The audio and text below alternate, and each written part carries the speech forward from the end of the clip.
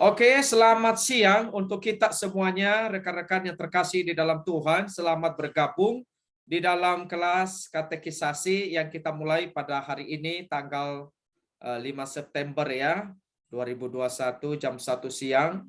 Kelas katekisasi ini nanti akan berlangsung selama 3 bulan. Jadi dari September, kemudian Oktober, kemudian November, dan minggu terakhir November itu adalah ada baptisan. Ya, minggu terakhir November itu kita akan melaksanakan baptisan, sehingga nanti di minggu pertama Desember kalian sudah bisa ikut perjamuan kudus. Nah, saya perkenalkan diri dulu bagi teman-teman yang barangkali belum kenal saya. Saya Pendeta Felirius Warubu, sebagai pendeta di GKK dan juga sebagai gembala di gereja kita ya.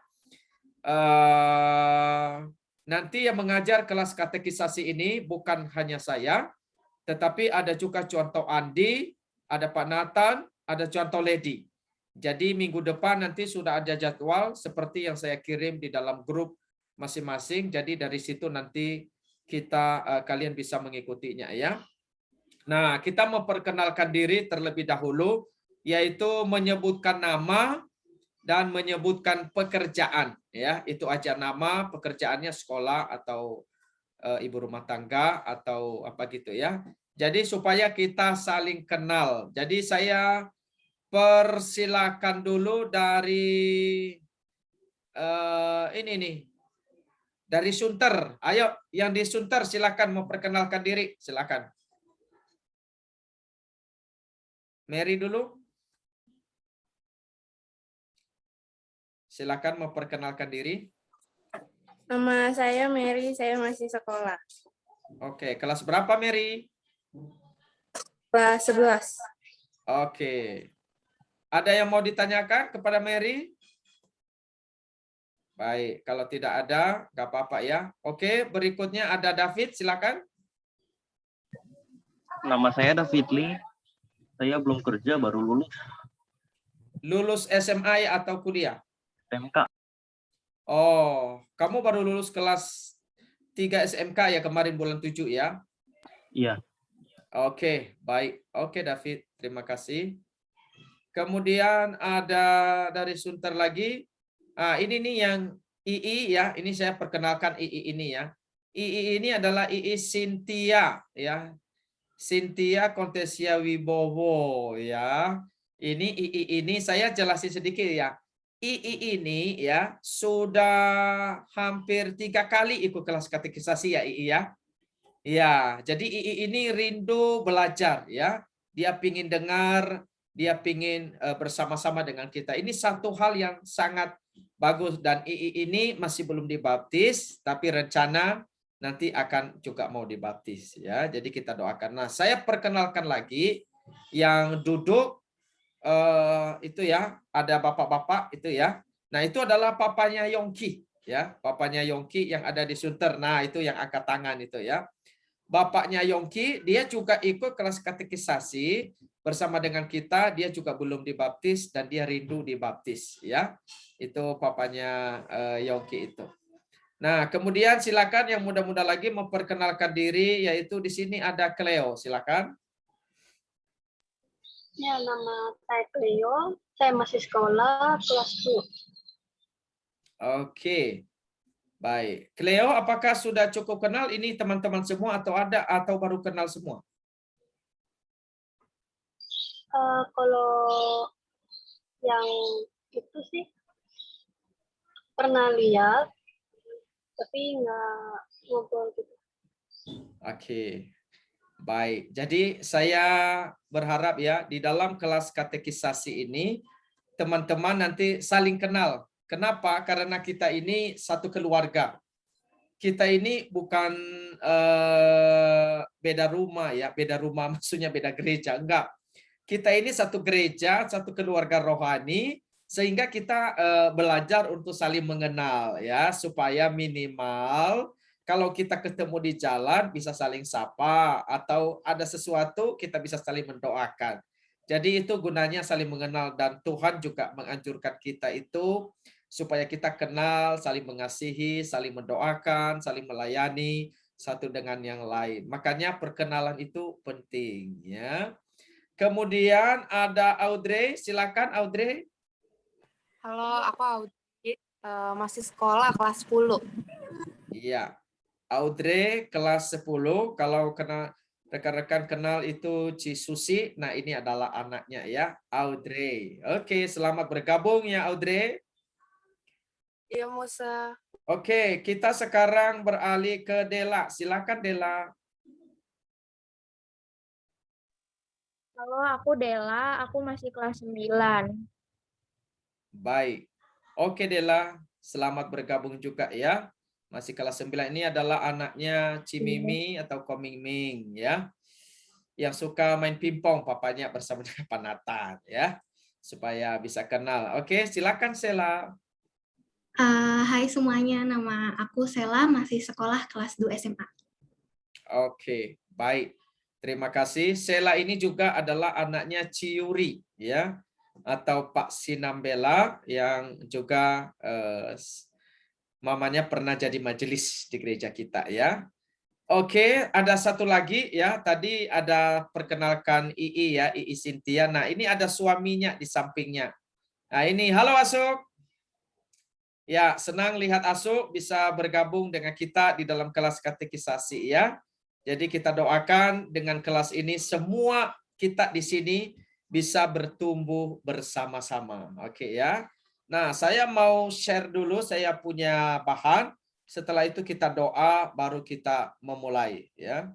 Saya share screen dulu sebentar.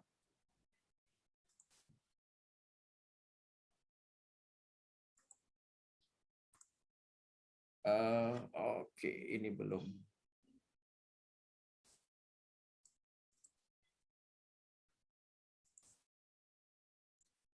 Oke, jadi ini bentar ya. Oke. Nah, ini nanti bahan kita hari ini. Saya mau tanya, cukup kelihatan semuanya? Bahan saya kelihatan ya? Bagaimana Sela? Bahan saya kelihatan? Iya, kelihatan Musa. Oke, baik. Mari kita masuk di dalam doa sebelum kita memulai kelas katekisasi pada hari ini. Bapa kami di dalam surga, kami bersyukur oleh karena kebaikan dan kasih sayang-Mu. Kelas katekisasi kami bisa memulai di dalam kelas perdana bagi teman-teman kami yang hari ini bergabung bersama kami. Kiranya Engkau Tuhan yang menolong, memberkati, dan memimpin. Dan kami juga serahkan kelas ini ada di dalam pimpinan, penyertaan, dan pertolongan Allah Roh Kudus. Kiranya Tuhan yang memberkati, Tuhan yang pimpin, Tuhan juga yang sertai. Engkau kuatkan dan Engkau juga mampukan agar kami boleh mengikuti kelas ini dengan baik. Dan juga kami menangkap apa yang menjadi isi hati Tuhan. Berkati teman-teman semuanya yang mengikuti dari rumah mereka masing-masing. Kami berdoa di dalam nama Tuhan kami Yesus Kristus. Amin. Oke teman-teman, sebentar saya atur ini dulu ya. Oke. Nah teman-teman, kelas yang kita ikuti ini adalah kelas katekisasi ya. Nah kita akan melihat terlebih dahulu beberapa pertanyaan dan yang perlu kita jawab. Nah, teman-teman kelas ini ya nanti kalian bisa tanya jawab ya. Kalian bisa tanya, kalian juga bisa istilahnya itu sharing ya. Kalau andai kata nanti teman-teman misalnya ada sesuatu yang barangkali ingin ditanggapi, diresponi. Nah, kita melihat dulu ya. Mengapa harus ikut katekisasi? Lalu apa itu katekisasi dan apa yang saya harapkan sepanjang ikut kelas katekisasi? Lalu apa yang seharusnya terjadi pada saya setelah ikut kelas katekisasi?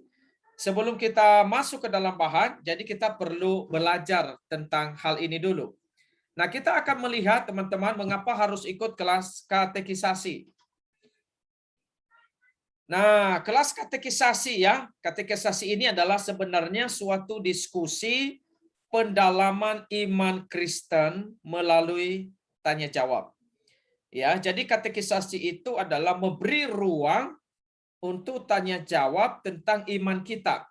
Jadi setiap kita nanti bisa bertanya, ya, bisa bertanya dan juga bisa mendalami tentang yang kita imani ini benar apa enggak. Ya, mungkin ada di antara kalian ragu-ragu, masih belum begitu yakin, akhirnya ingin mendalami lebih dalam. Nah, kelas ini menyediakan diskusi pendalaman iman. Jadi jangan ragu bertanya. Kami hamba-hamba Tuhan, kalau kami tahu akan kami kasih tahu. Kalau kami belum tahu, kami akan mencari tahu jawaban atau meminta bantuan orang lain yang barangkali lebih mengerti dari kami. Ya, jadi kita sama-sama belajar di dalam hal ini tentunya. Lalu kelas katekisasi ini ya bukan sekedar pendahuluan baptisan, CD atau atestasi. Teman-teman perlu perhatikan kenapa ini bukan sekedar ya. Kenapa kelas katekisasi ini bukan sekedar nanti supaya bisa dibaptis, supaya bisa di-CD. Lalu sebenarnya maksudnya apa ya? Nah, di sini saya sudah tuliskan adalah kelas katekisasi ini sebenarnya adalah suatu kerinduan mengerti dan mengenal iman Kristen dengan benar. Jadi itu dasarnya kelas katekisasi. Jadi teman-teman yang mengikuti ini adalah teman-teman ikut bukan karena dipaksa orang lain. Nah, kalau teman-teman dipaksa oleh orang lain, dipaksa oleh teman, dipaksa oleh orang tua atau apa, sehingga teman-teman mengikuti dengan hati terpaksa, tidak menikmati akan kelas ini, maka saya kira teman-teman perlu untuk memperbaiki ya. Memperbaiki respons dan sikap hati yang demikian. Oleh karena kelas ini adalah bukan seperti itu, teman-teman. Ya, kelas ini adalah sebuah kerinduan untuk mengerti, memahami, mengenal iman Kristen. Jadi yang namanya kerinduan itu adalah nggak usah disuruh-suruh ya. Yang namanya kerinduan itu adalah ada kesadaran sendiri. Seperti kita lapar, kalau kita lapar ya kita cari makan sendiri. Kalau kita haus ya kita cari minum. Jadi ada semacam kerinduan. Nah, tujuannya setelah mengerti, setelah memahami tentang iman Kristen itu, sehingga kemudian itu tidak sembarangan. Tidak sembarangan dalam beriman. Misalnya sekarang ya, banyak orang itu salah di dalam beriman. Ada orang beriman, dia percaya bahwa Yesus Kristus dan Roh Kudus itu adalah pribadi yang sama. Saya kurang tahu ya di antara teman-teman ada nggak ya yakin seperti itu tuh. Roh Kudus sama dengan Yesus Kristus. Kalau ada teman-teman meyakini bahwa pribadi Roh Kudus dan pribadi Yesus itu sama sehingga jadinya satu, maka ini ajaran yang sesat. Nah, tapi banyak orang nggak paham. Nah, sehingga nanti di dalam kelas katekisasi ini kita akan diajari. Jadi penyelewengan, penyesatan tentang iman kita akan dikasih tahu. Ada juga yang meyakini hari-hari ini ya, kalau jadi orang Kristen, apalagi menjadi orang Kristen yang bertumbuh, maka dia harus bisa berbahasa Roh Kudus. Nah, apakah betul demikian? Ada lagi yang meyakini bahwa baptisan itu adalah harus baptis selam. Percik itu salah. Nah, apa betul itu demikian? Di dalam kelas katekisasi ini, hal-hal yang demikian itu kita belajar. Sehingga tujuannya kita mengerti. Kita mengenal iman Kristen sehingga kita tidak salah. Jadi itu teman-teman. Lalu kita lihat lagi. Supaya peserta juga ya, mengapa ikut kelas katekisasi? Supaya peserta juga dapat memahami bahwa hidup Kristen adalah hidup yang bukan demi kepentingan manusia, tapi demi kepentingan kemuliaan Tuhan. Nah, kenapa penting ini kita pelajari, teman-teman? Oleh karena begini ya, banyak orang dia hidup itu bukan untuk Tuhan. Banyak orang dia hidup untuk dirinya sendiri. Misalnya, dia belajar untuk apa? Ya, ada orang belajar dari SD, SMP, SMA, nanti kuliah. Tujuannya untuk apa? Supaya dapat duit. Tujuannya supaya apa? Supaya kaya. Tujuannya supaya apa? Bisa keliling ke luar negeri, bisa beli mobil mewah, bisa happy-happy dan senang-senang. Tentunya punya uang itu tidak salah. Tetapi pertanyaannya, apakah kita hidup untuk uang? Apakah kehidupan kita itu hanya untuk diri kita sendiri? Tentunya ini salah, teman-teman. Sebenarnya kehidupan kita itu demi kepentingan kemuliaan Tuhan. Kita dipanggil untuk melayani Tuhan, kita dipanggil untuk beribadah, kita dipanggil untuk bukan hanya bekerja. Nah, ini memang jangan salah mengerti juga bahwa seolah-olah nanti hidup ini hanya ikut Tuhan terus, lalu kita mengabaikan pekerjaan, keluarga, dan sebagainya. Tidak, pengertiannya tidak demikian. Seluruh hidup kita, baik itu ketika kita bergereja, ketika kita di rumah, ketika kita kuliah, harusnya semuanya itu demi kepentingan Tuhan. Kalau saya singkat di dalam satu kalimat yang pendek, bahwa sebenarnya hidup kita itu adalah semuanya itu ibadah kepada Tuhan. Jadi saat teman-teman ikut kelas katekisasi seperti ini pun, teman-teman itu sama persis ketika Anda beribadah kepada Tuhan di dalam ruang ibadah, di gereja. Karena seluruh hidup itu adalah ibadah. Ketika teman-teman belajar dengan baik-baik di sekolah, mendengarkan guru, mengikuti pelajaran, mengikuti aturan, benar-benar baik, itu ibadah kalian. Jadi seluruh ibadah, seluruh hidup ini adalah ibadah. Banyak orang berpikir ibadah itu hanya ke gereja. Banyak orang berpikir ibadah itu kalau doa saja. Jadi dipisahkan. Kalau di gereja itu ibadah, kalau di rumah, di tempat kerja sudah bukan ibadah, jadi boleh bebas. Sebenarnya ini juga pengertian yang sesat. Firman Tuhan mengatakan, baik kita makan, baik kita minum, baik kita melakukan apapun, kita hidup untuk kemuliaan Tuhan. Nah, ini yang kita tekankan di dalam kelas katekisasi. Sehingga kalian yang ikut kelas katekisasi ini, kita berharap pasti ada perubahan. Harus ada perubahan. Nanti ya, kalau kalian ikut kelas ini nggak ada perubahan, itu berarti ada yang salah itu. Berarti kalian menangkapnya kurang tepat. Ya, kalian memahaminya atau kalian nggak mempraktekkan. Jadi mungkin kelas ini kurang begitu berdampak untuk hidup kalian. Nah, kami tidak mau teman-teman itu mempunyai hidup yang seperti itu. Kami rindu teman-teman itu berubah. Karena kelas katekisasi ini baru berhasil ya, baru berhasil. Kalau kalian benar-benar berubah. Berubahnya apa? Ya, kalau kalian selama ini nggak rajin ibadah, misalnya setiap hari Minggu, maka ketika kalian berubah, misalnya rajin ibadah, baik ikut tatap muka maupun ikut online, maka itu satu perubahan positif dong. Nah, kita menyebutnya itu sebagai perubahan. Nah, kalau misalnya selama ini kalian nggak pernah baca Alkitab, tetapi kemudian kalian setelah ikut kelas katekisasi, mulai hari ini kalian rajin membaca Alkitab. Nah, itu perubahan. Nah, berarti kelas ini berdampak buat hidup kalian. Kalau kalian misalnya akhirnya itu selama ini nggak cuek ya, nggak ingin melayani Tuhan, nggak ingin susah, pokoknya hidup buat diri sendiri. Tapi kemudian setelah ikut kelas katekisasi, kalian ingin melayani, berarti kalian berubah. Nah, itu yang kita harapkan. Ya. Nah, kita tidak mau kalian mempunyai pemikiran yang salah, pandangan yang salah. Nah, kelas katekisasi ini menolong kalian untuk menjadi orang Kristen yang dikenan oleh Tuhan. Ya, itu yang kita berikan. Ya, banyak orang mempunyai pemikiran yang berlawanan dengan kebenaran firman Tuhan. Nah, sehingga mereka jadi Kristen, ya mereka salah dalam hidupnya. Tapi jangan hal itu terjadi buat kalian. Kalian mesti menjadi orang Kristen yang benar, meresponi, menanggapi segala sesuatu dengan baik berdasarkan firman Tuhan.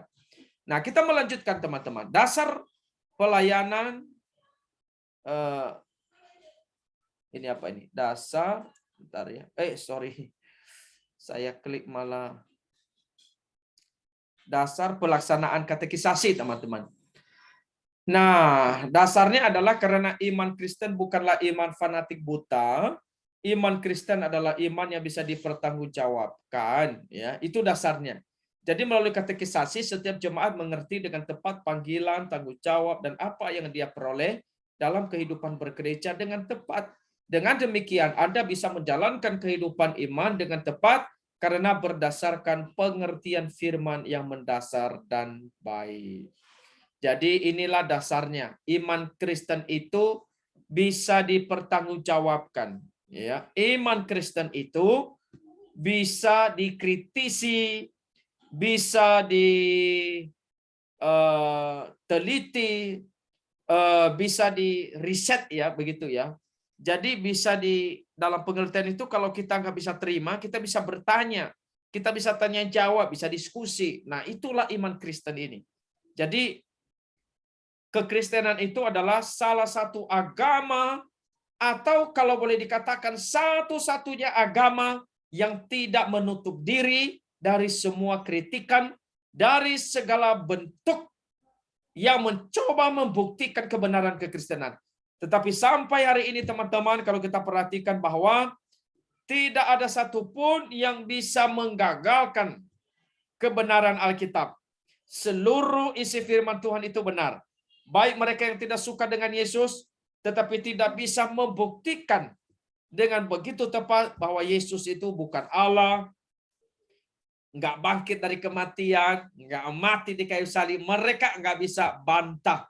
Semua yang dikatakan Alkitab itu benar adanya. Nah ini kita bersyukur ya.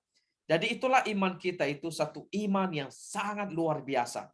Jadi ketika teman-teman memilih untuk mengikut Kristen, nanti mau dibaptis, itu luar biasa sekali teman-teman. Oke, kita melihat. Katekisasi ini mendiskusikan dasar-dasar iman Kristen. Ini isinya. Karena waktunya itu sangat singkat, sehingga katekisasi tidak menyelesaikan semua detail pengajaran iman. Nah ini teman-teman perhatikan ya. Kita tidak bahas semua, waktu kita sangat singkat.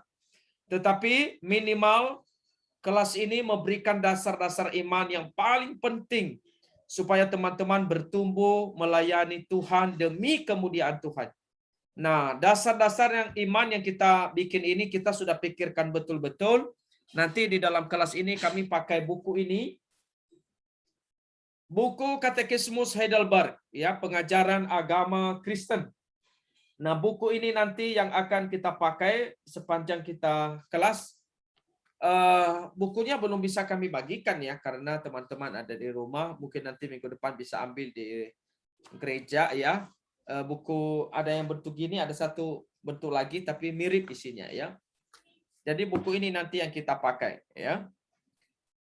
Berikutnya teman-teman, berapa lama sih kelas katekisasi? Nah, katekisasi ini berjalan minimum 13 kali pertemuan dengan waktu pertemuan minimum itu 60 menit, 1 jam, bisa lewat, bisa 1,5 jam. Nah, melalui kelas katekisasi ini diharapkan setiap peserta bisa berdiskusi, membicarakan kesulitan imannya sehingga mendapatkan pengertian yang lebih tepat dan limpah dari firman Tuhan. Oke teman-teman, saya stop sampai di sini dulu sebelum saya masuk di dalam isi kelas katekisasi. Saya mau tanya dulu, apakah ada yang mau bertanya? Oke, saya persilakan dulu. Kalau ada yang mau bertanya, saya izin minum sebentar ya teman-teman. Kalau ada yang mau bertanya, saya persilakan.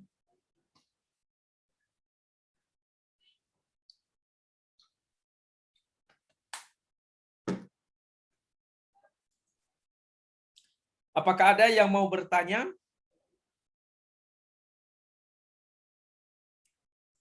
Nggak ada ya? Nggak ada yang mau bertanya begitu?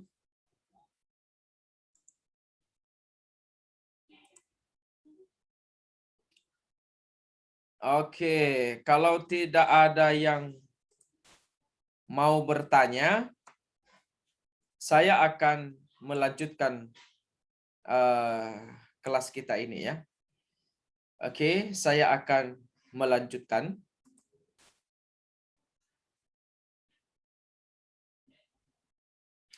Nah, seperti saya bilang tadi bahwa kita ini memakai Katekismus Heidelberg ya, ini bukunya. Jadi Katekismus Heidelberg ini asal mulanya itu adalah dari kita akan lihat ya asal mula penulisnya tujuannya apa. Ini kita lihat. Nah ini dia nih. Katekismus Heidelberg itu adalah dari Palatinate ya di abad ke-16 ya. Itu sebenarnya banyak sekali ragam aliran kekristenan. Tetapi puji syukur kepada Tuhan, ini ada yang namanya Elektor Frederick III itu tahun 1515 ya sampai 1576. Ya, dia mencoba untuk bagaimana supaya kekristenan ini bisa bersatu, punya pengajaran yang kuat begitu ya. Maka kemudian ketika kita melihat itu akhirnya nanti terbentuk buku ini. Nah, ada beberapa pandangan ya tentang buku ini.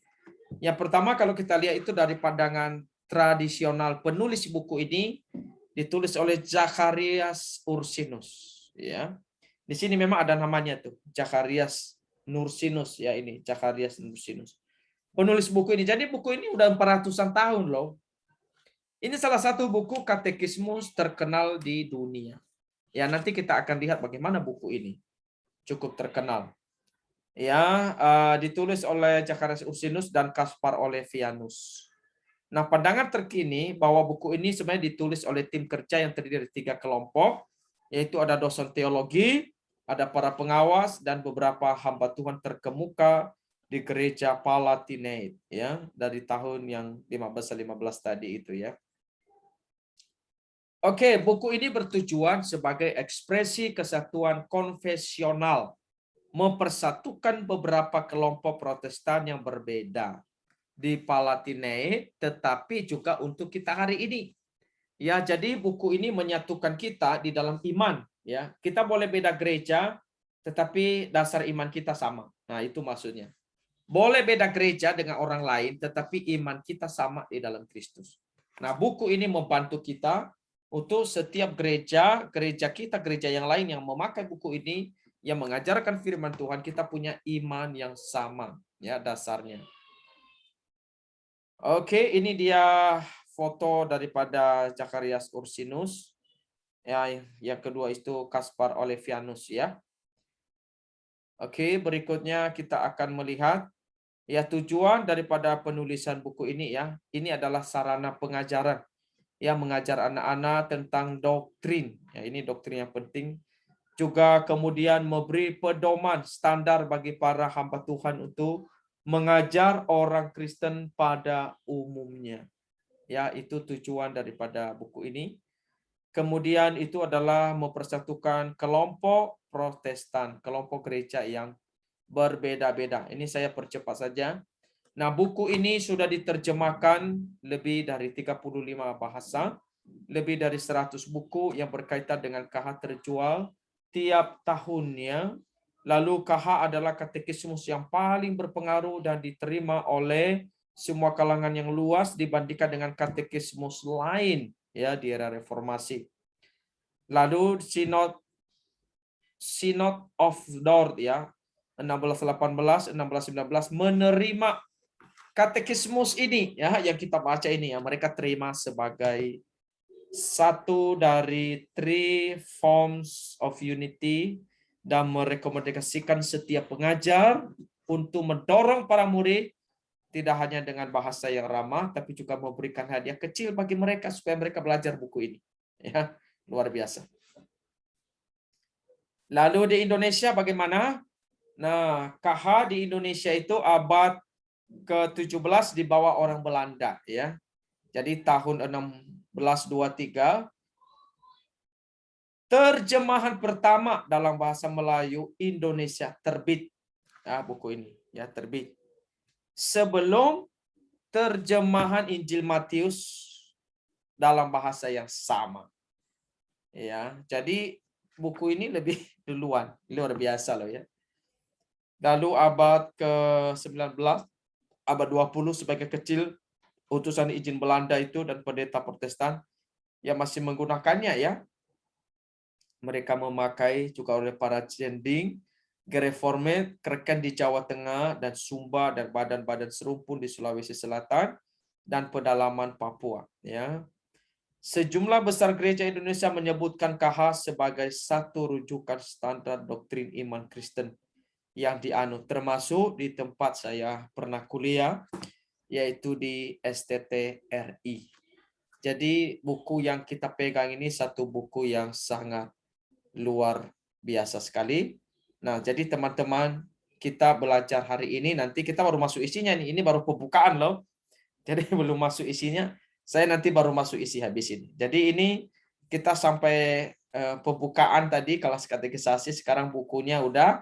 Nah, habis ini saya masuk di dalam isi. Ya, ini membahas isi buku ini, tapi isi buku ini saya udah masuki di dalam slide sehingga teman-teman nanti bisa mengikutinya, dan saya berharap teman-teman nanti yang akan mengikutinya ini siap-siap ya, karena saya akan tunjuk nih.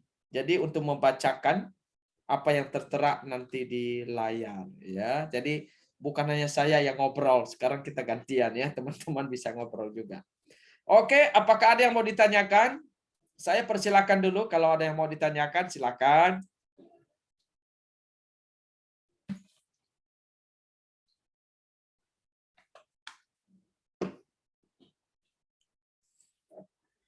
Baik, kalau tidak ada teman-teman, saya akan melanjutkan ya. Jadi isi pertama ya, isi pertama dari buku ini temanya itu bicara soal manusia. Dan kalau kita spesifikkan lagi sebenarnya adalah bukan hanya bicara soal siapakah manusia sebenarnya. Tapi temanya itu lebih kepada apa yang menjadi penghiburan kita bagi kita manusia yang sudah jatuh dalam dosa. Ya, ini nih bagian pertama ini buku ini. Dia membahasnya, ada pertanyaan di sini ya. Ini nih. Nah, pertanyaannya ada di sini. Saya akan klik buat kita.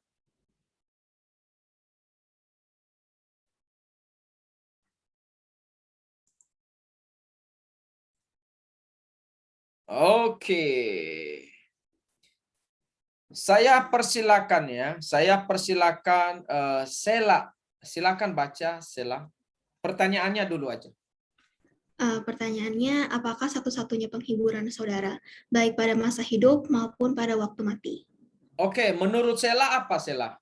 Penghiburan Anda dalam hidup ini ya, waktu saat hidup, waktu sedang jalani sekolah, sudah kelas 11 sekarang ya. Bagaimana itu? Apa yang jadi penghiburan sih dalam hidup ini? Apakah kuliah, kayak sekolah atau apa gitu? Menurut Sela apa sih jadi penghiburan kita? Keluarga. Terus Oke, kenapa kamu pilih keluarga?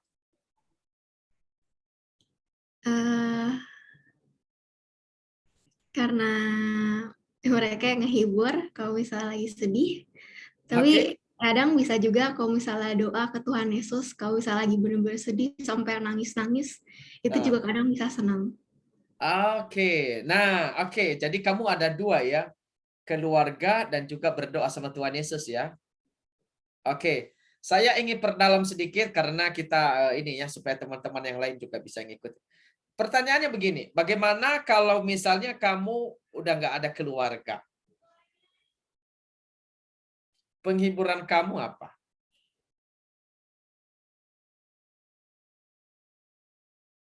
Oke, apa? Menurut saya. Berarti ya Tuhan Yesus. Tuhan Yesus. Oke, baik. Oke, jawabannya luar biasa. Baik. Sekarang saya mau tanya Dela. Halo Dela, apa yang jadi penghiburan kamu Dela dalam hidup ini? Penghibur aku paling ya ini sih keluarga, teman, sama Tuhan. Oke. Jadi ada keluarga, ada teman. Saya mau tanya, bagaimana kalau kamu sudah Itu nggak sih. punya teman, udah nggak punya keluarga? Apa yang jadi penghiburan kamu?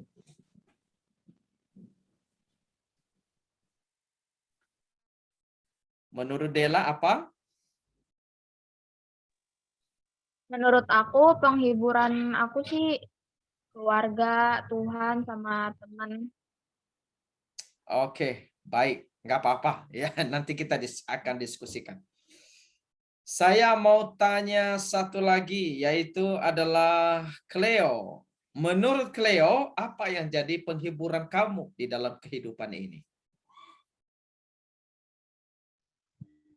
Kalau aku tuh biasanya gambar untuk Apa? menghibur atau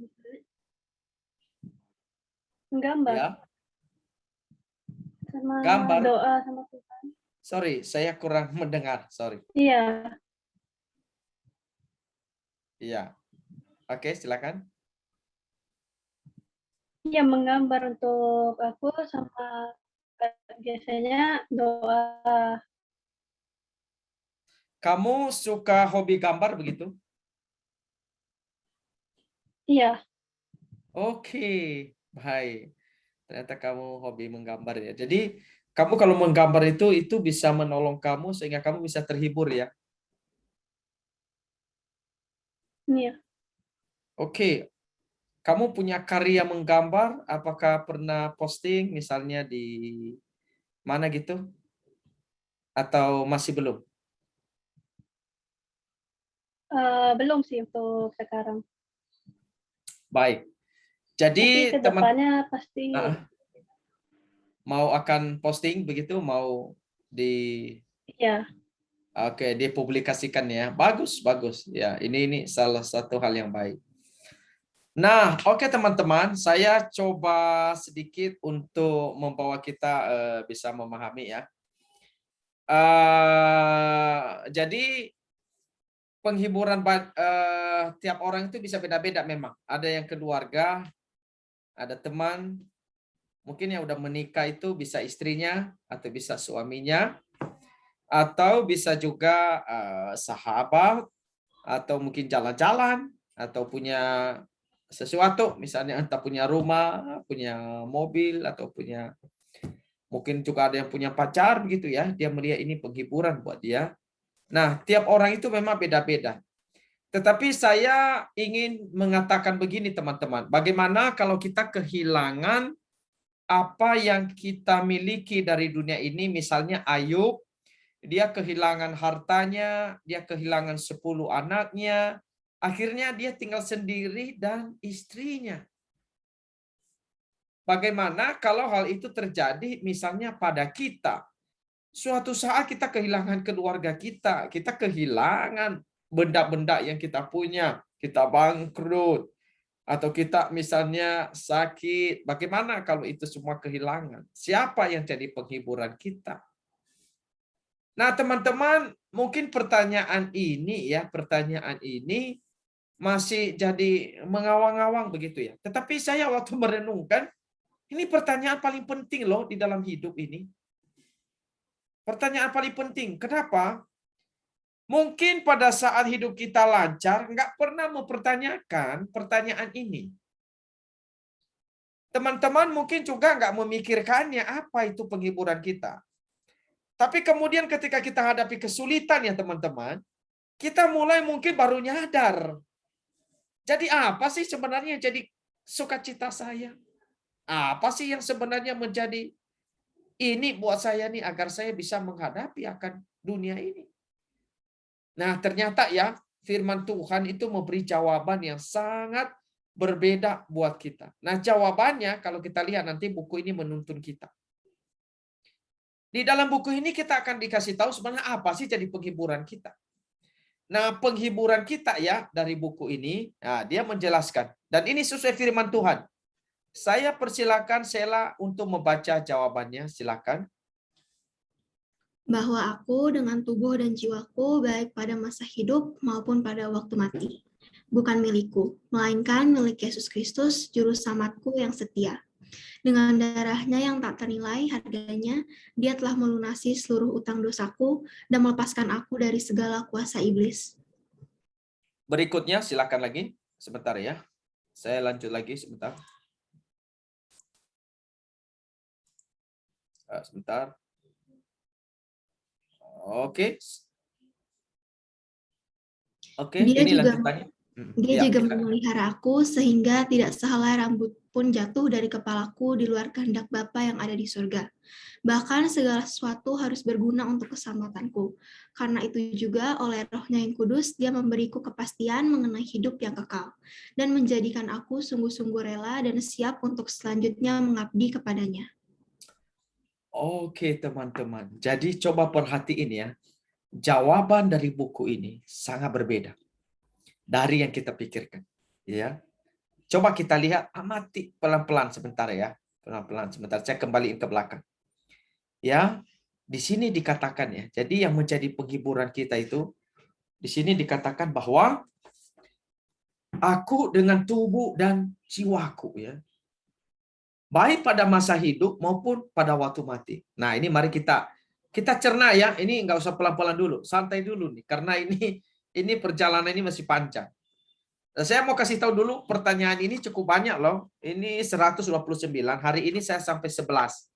Nah, ini saya baru bahas nomor 1, tapi nanti nggak semua pertanyaan saya pertajam, tapi untuk pertanyaan ini saya pertajam ya.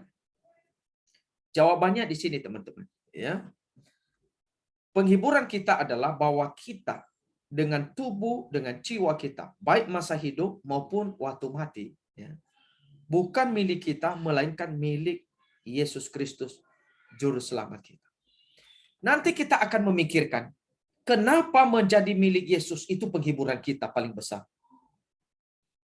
Kenapa menjadi milik Yesus itu adalah penghiburan paling besar dalam hidup manusia. Nah, orang-orang yang nggak memahami, teman-teman, dia anggap, oh ini adalah omong kosong. Emangnya kalau saya punya Yesus, saya bisa punya segalanya. Emangnya kalau saya ikut Yesus, saya bisa cepat kaya, saya bisa cepat sembuh, saya bisa ini dan itu. Nah, teman-teman, kita akan memikirkan ya, kenapa kita ikut Tuhan Yesus itu penghiburan kita. Nah, dia melanjutkan sih sebenarnya ya. Dia memberi kita penjelasan sedikit. Walaupun belum semua, tapi sedikit dia kasih. Nah, dia bilang gini. Dengan darahnya yang tak ternilai harganya, dia telah melunaskan seluruh hutang dosaku. Jadi kenapa Yesus jadi penghiburan kita? Ya, karena Tuhan Yesus itu sudah lunasi hutang kita. Hutang apa kita? Hutang dosa di sini ya. Hutang dosa. Lalu dia juga telah melepaskan kita dari kuasa iblis. Makanya kita itu bisa bersuka cita. Bahkan kemudian dikatakan dia juga memelihara kita. Sehingga tidak sehelai rambut kita ini jatuh ke tanah dari kepala kita di luar kehendak Tuhan. Segala sesuatu itu berguna untuk keselamatan kita, apapun itu, hal kecil, hal besar, itu dikerjakan oleh Tuhan buat kita. Lalu dikatakan lagi bahwa oleh Roh Kudus ya, dia memberi kita kepastian mengenai hidup yang kekal. Ia menjadikan kita sungguh-sungguh rela dan siap untuk selanjutnya mengabdi kepada Tuhan. Jadi Roh Kudus ditaruh dalam hati kita sehingga kita menjadi orang Kristen yang mau ikut Tuhan. Nah, jadi penghiburan kita itu akhirnya kita tahu sebenarnya ya, bahwa Yesus jadi penyelamat kita, dosa kita diampuni, kita dilepaskan dari iblis, kita mendapat Roh Kudus, kita dipelihara. Luar biasa. Nah, inilah teman-teman, sebenarnya mengapa kita itu bersuka cita di dalam kehidupan ini. Nah, orang-orang yang nggak punya Roh Kudus dalam hidupnya, saya berani katakan dia adalah orang yang paling miskin di hadapan Allah. Orang yang tidak kenal Yesus dalam hidupnya, dia adalah orang yang paling miskin, paling melarat. Orang yang tidak punya Yesus itu adalah orang yang akan dihukum oleh Allah dalam hidupnya. Makanya punya Yesus itu jadi sukacita kita, jadi pengharapan kita karena dia juru selamat satu-satunya. Makanya dikatakan itu jadi penghiburan kita. Kita boleh ada harta di dunia ini, kita boleh ada keluarga, kita boleh ada teman, kita boleh ada kemampuan, bakat, bisa menggambar, bisa menyanyi, bisa berbagai macam profesi di dunia ini ya, entah jadi guru, jadi dokter, jadi pengacara, atau jadi anggota dewan, politikus, dan sebagainya. Itu memang bagus, tidak ada yang salah, tapi sifatnya itu sementara. Sementara kita punya Tuhan Yesus itu adalah sifatnya kekal. Nah, itulah yang menyelamatkan kita. Karena dia tidak hanya menghibur kita dalam dunia ini, tapi juga menghibur kita untuk dunia yang kekal, yang akan datang pada waktu kita mati dalam dunia ini. Nah, coba ya di masa COVID ini, saya kasih satu cerita. Di masa COVID ini banyak orang meninggal. Ada orang percaya yang meninggal, ada orang Kristen yang meninggal, ada juga orang yang bukan Kristen. Nah, kalau kita memikirkan teman-teman, kemana mereka pergi? Kemana roh orang-orang ini berada? Yang meninggal itu saya mengenal, ada orang kaya luar biasa. Luar biasa kayanya. Bahkan sebulan itu dia bisa menghasilkan 1 miliar. Gara-gara pandemi ini dia punya keuntungan besar. Tapi waktu saya dengar dia meninggal, waduh, saya langsung memikirkan, kira-kira hartanya bisa menyelamatkan dia apa tidak? Dan ternyata teman-teman, ya memang harta nggak bisa. Karena harta itu justru dia tinggalkan di dunia ini. Harta itu nggak dibawa kan, dia tinggal. Lalu siapa yang menyelamatkan? Yang bisa menyelamatkan itu adalah hanya imannya di dalam Tuhan Yesus. Nah, ini yang terkadang orang nggak memikirkan ya. Jadi sebenarnya yang bisa menyelamatkan kita ini hanya Tuhan Yesus. Itu sebabnya jadi penghiburan kita ini. Jadi teman-teman perlu tanam di dalam hati ya. Kenapa kalian itu mau dibaptis? Kenapa kalian itu mau disidi?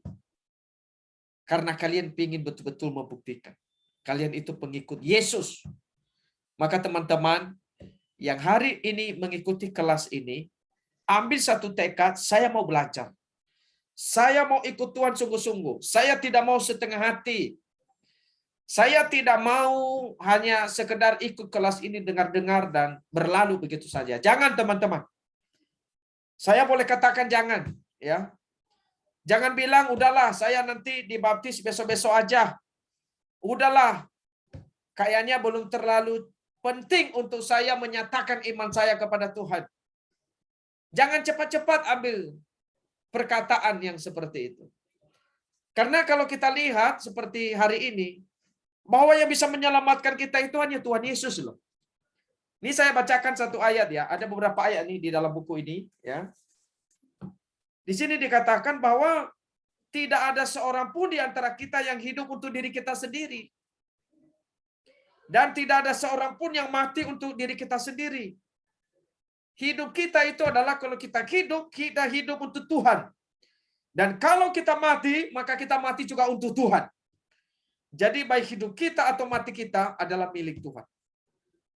Jadi kalau kita tahu bahwa hidup kita ini milik Tuhan, maka itu sebenarnya sukacita paling besar. Saya sudah melayani Tuhan teman-teman 20 tahun taruhlah. Saya masuk sekolah teologi itu tahun 2000. Oh, sekarang udah 2021, 21 tahun. Dan saya melihat teman-teman, sepanjang mengikut Tuhan, sungguh sangat manis. Sepanjang melayani Tuhan, sungguh sangat indah. Ya. Apa sih manisnya mengikut Tuhan Yesus? Apa indahnya mengikut Tuhan Yesus? Nah, saya beri kesaksian. Bukan karena saya punya uang, ya. Saya ini pelayan Tuhan, ya memang nggak punya harta seperti orang yang bisnis misalnya. Kita orang sederhana.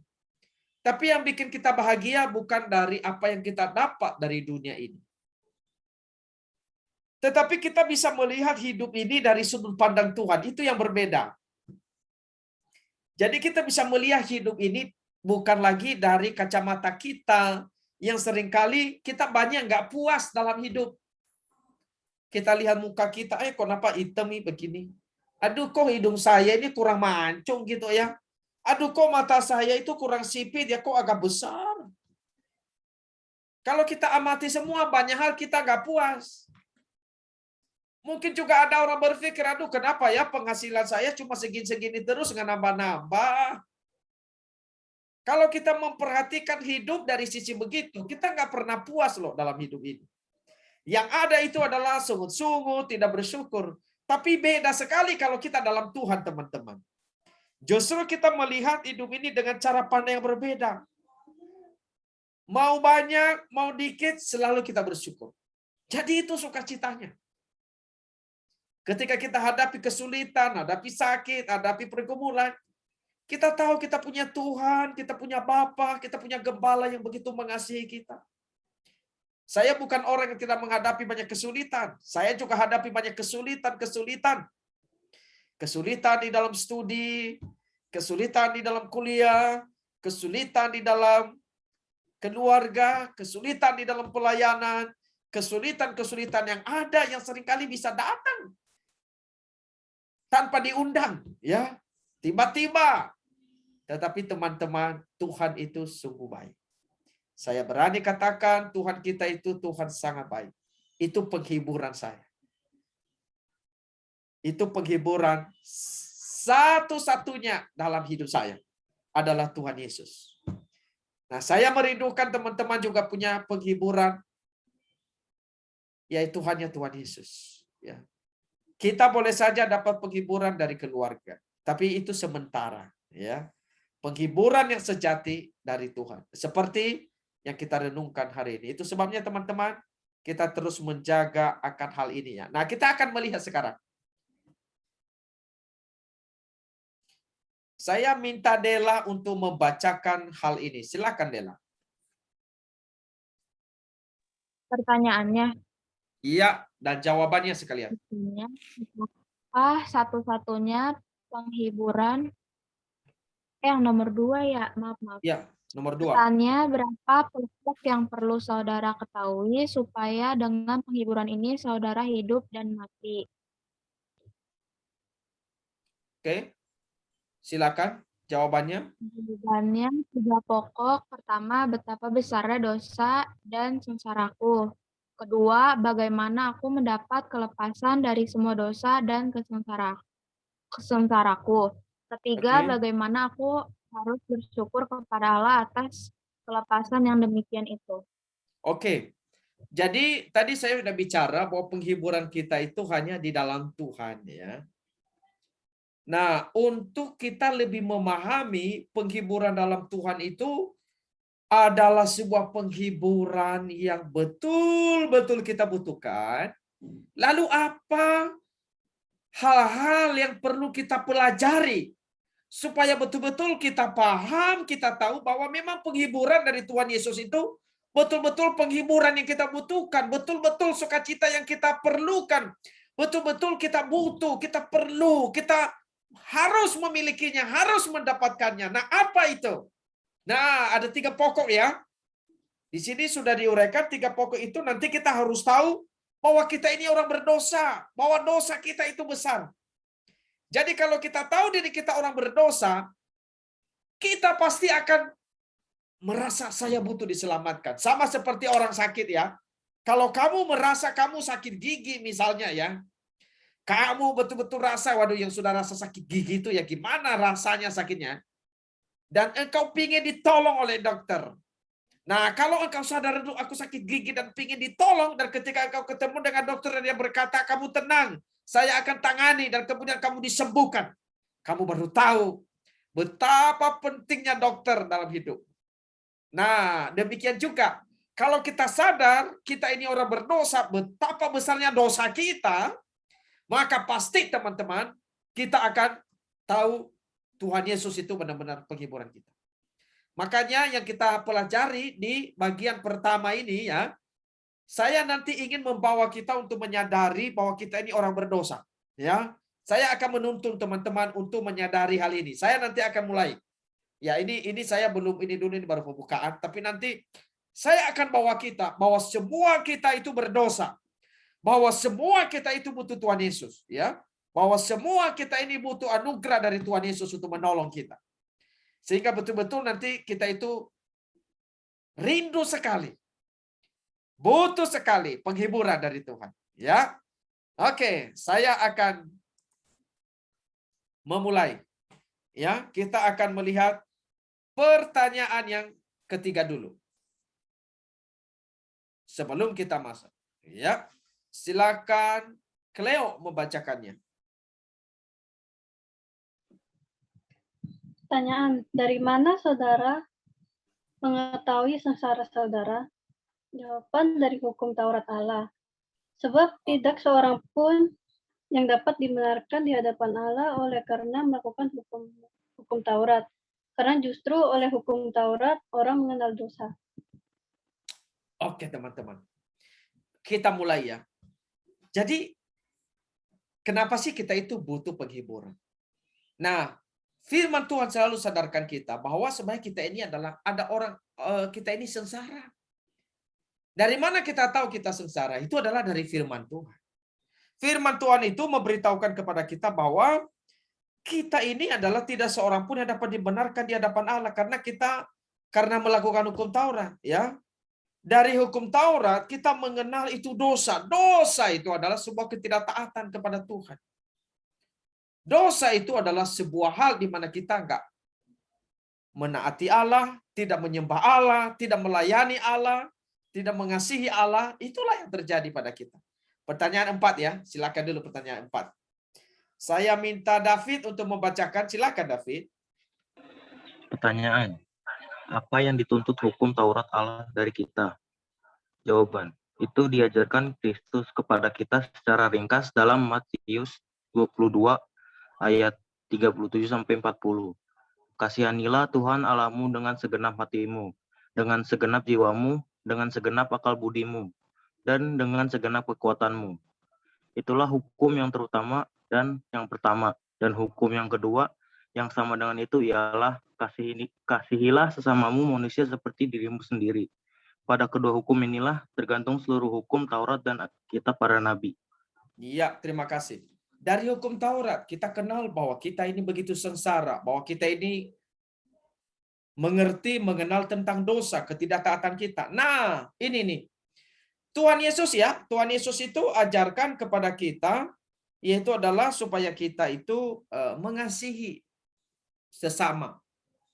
Supaya kita mengasihi Tuhan.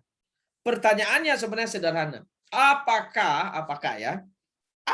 kita ini betul-betul mengasihi Tuhan? Apakah kita ini betul-betul dengan segenap hati kita, dengan sepenuh hati kita mengasihi Tuhan? Misalnya saya kasih contoh. Orang yang mengasihi Tuhan kan harusnya dia misalnya itu rajin baca Alkitab. Contoh ya. Rajin berdoa. Rajin pelayanan. Rajin ibadah. Nah, apakah hal ini terjadi pada kita? Makanya hukum Taurat itu kasih tahu kita, ini loh hidup kita itu. Sering kali justru kita tidak menyembah Tuhan, mengasihi Tuhan. Kita justru lebih mengasihi diri kita daripada mengasihi Tuhan. Nah, contoh lain misalnya ya, kasih sesama manusia seperti dirimu sendiri. Betul nggak sih kita ini mengasihi sesama kita? Bukankah kita lebih misalnya itu lebih banyak benci, lebih banyak iri, lebih banyak marah? Coba kamu yang anak-anak, seringkali kan kamu bisa marah sama temanmu kan? Atau mungkin kamu nggak suka sama orang tua. Yang udah menikah mungkin juga seringkali dia bisa marah sama pasangannya. Ada suami istri bisa nggak ngomong setahun, 2 tahun, sampai bertahun-tahun. Ada orang itu menyimpan dendam, menyimpan benci di dalam hatinya. Jadi teman-teman ini loh firman Tuhan itu ngasih tahu kita ya, beritahu kita. Ini loh, kalian punya kesalahan. Kalian bilang aku mengasihi Tuhan, tapi kamu sendiri hari Minggu gak ibadah. Kamu bilang kamu mengasihi Tuhan, tapi kamu sendiri juga kalau berdoa pun gak mau doa. Nah itu kan misalnya itu. Ini loh firman Tuhan, kasih sesamamu, tapi kamu sendiri justru balas dendam. Kamu di Facebook pasang status ini, status itu, maki-maki temanmu, semua kebun binatang keluar di sana. Bagaimana itu? Sebagai yang mengasihi Tuhan. Pertanyaan kelima. Oke, saya minta Audrey membacakan. Silakan Audrey. Pertanyaan kelima, dapatkah saudara melaksanakan semua ini dengan sempurna? Jawaban, tidak. Karena menurut kodratku, aku cenderung membenci Allah dan sesamaku manusia. Jadi firman Tuhan itu beritahu kita loh. Ya, luar biasa.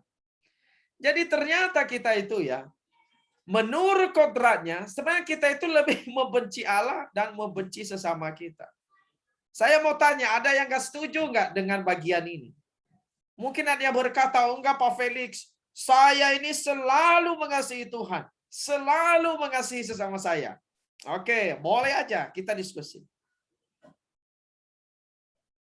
Kenapa teman-teman? Ini ada bagian firman Tuhan di bawahnya ya. Silakan sekali lagi tadi Audrey membacanya firman Tuhan. Romawi 8 ayat 7, sebab keinginan daging adalah perseteruan terhadap Allah, karena ia tidak takluk kepada hukum Allah, hal ini memang tidak mungkin baginya. Inilah hidup manusia, teman-teman. Ini hidup manusia. Keinginan daging, ya. Semua kita. Makanya nanti kamu jangan tanya ya, kenapa saya ini kok suka marah?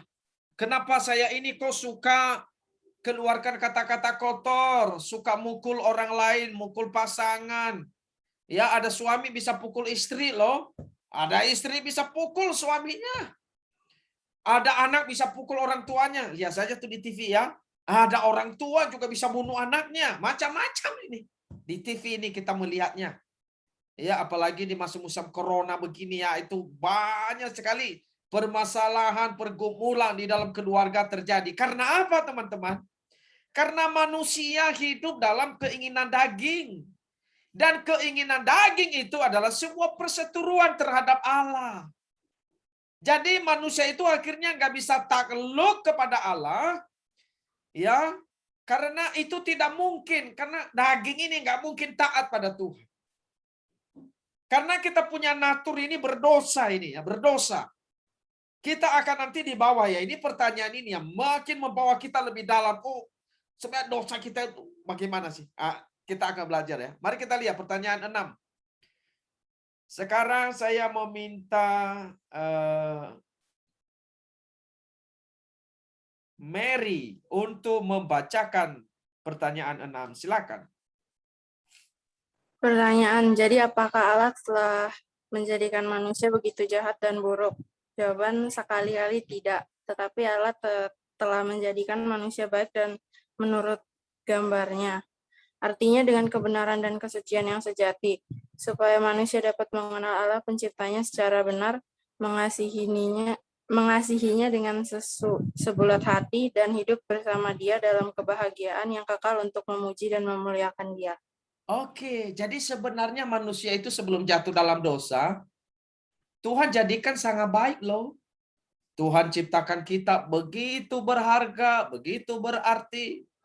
Tuhan yang cipta kita, masa sih Tuhan ciptakan yang jelek? Enggak loh. Tuhan ciptakan baik. Itu seluruh gambarnya loh di sini. Tuhan ciptakan kita itu untuk apa? Hidup dalam kebenaran, hidup dalam kesucian. Tetapi nanti kita lihat bahwa sejak manusia jatuh dalam dosa, disitulah kerusakan manusia. Sejak Adam dan Hawa jatuh dalam dosa, manusia yang dicipta oleh Tuhan begitu baik, di situ kerusakannya.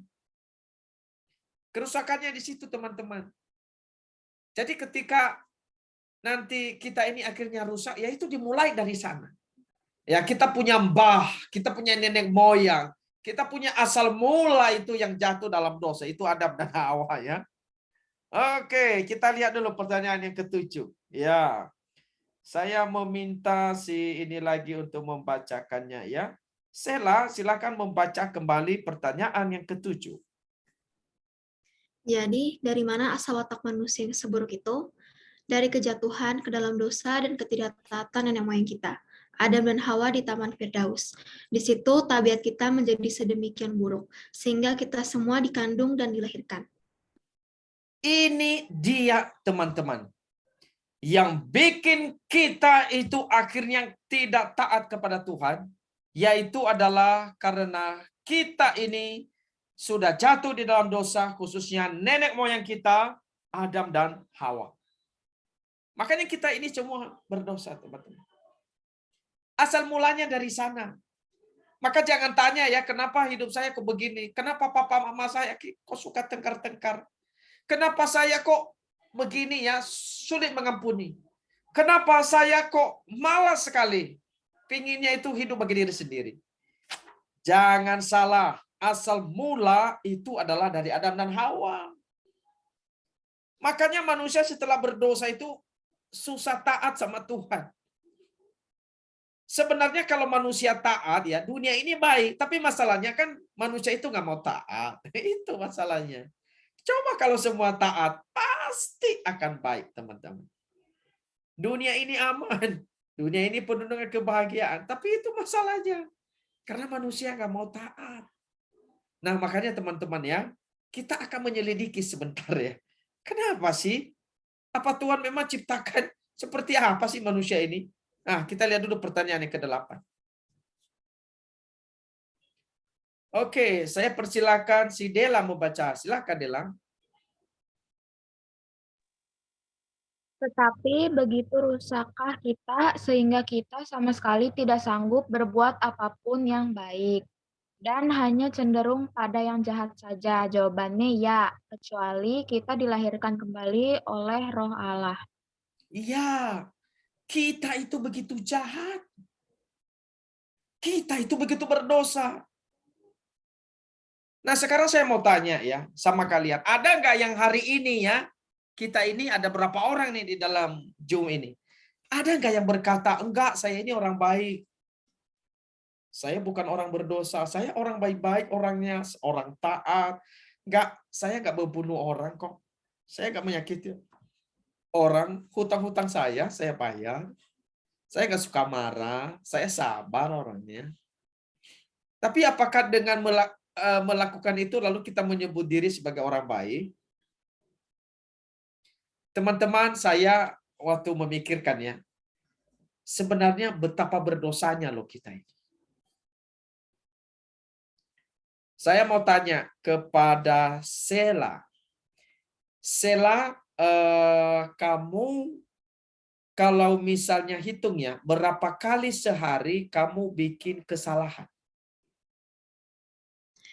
Banyak, Musa. Oke, banyak itu kalau dikasih angka kira-kira berapa? 20, 30. Wow, 30 ya. Oke.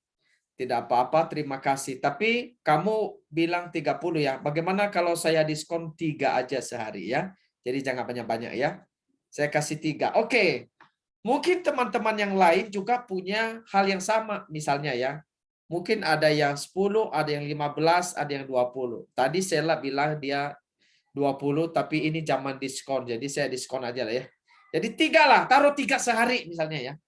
3 kali sehari kamu bikin kesalahan. Kamu coba hitung dalam setahun loh.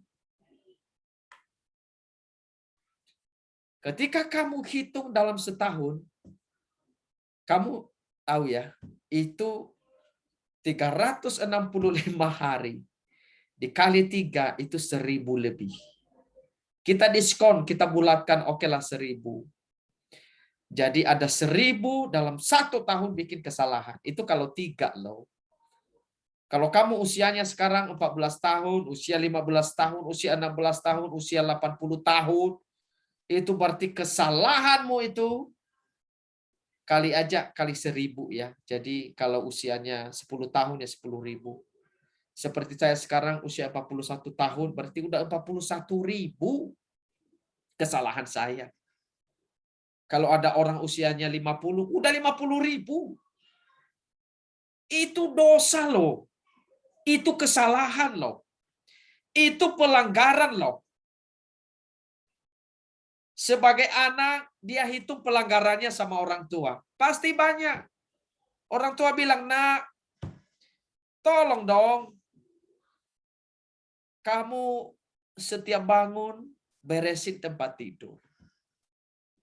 Tapi anak nggak mau dengar.